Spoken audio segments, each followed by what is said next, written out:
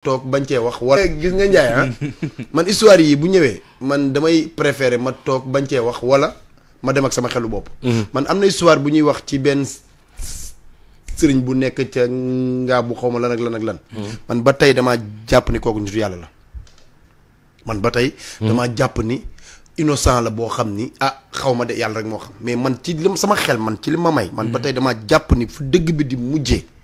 kooku nitu yàlla la parce que Ndiaye fi jamono ji toll nii.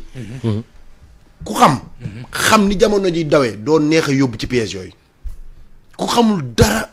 concentré wu ci benn affaire yow la ñuy orienté di la indi ci yeneen yoo xam ni man sama xalaatu bopp laay wax. damaa jàpp ni ba tey moom ci li mu nekk mooy dëgg ci li mu nekk mooy diine. man sëñ Modou Lo Ngabou Junior man de mënuma cee wax ndax déjà miinuma ko te waxuma ceeg moom ba mu wax ma li xew. lii nga wax nag déggal naa ko déggal naa at mi yépp da koy woor ñaari fan la ciy dokk muy tabaski ak korité loolu dégg naa ko bañ ma ko njëkkee waxit li ma wax daal mooy ni muy solo nii moom bu ko mënee bàyyi moo gën parce que mënoo di solo di toppandoo sëñ bu mag bi man loolu rek laa ca wax yi ñu ci wax yëpp nag xaw ma ci dara ba dara booloo jeex ñu bëri ñu ma ci laaj mais moom sax xaw ma ko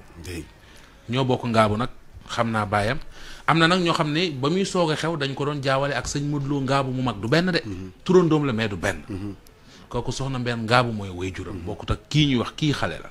daanaka suñu génération la mais li nga ci wax nii bari nañu ko ci wax te mayit loolu lay jàpp ba keroog may gëm safaan ba mooy nitu yàlla la baax na 77 150 17 17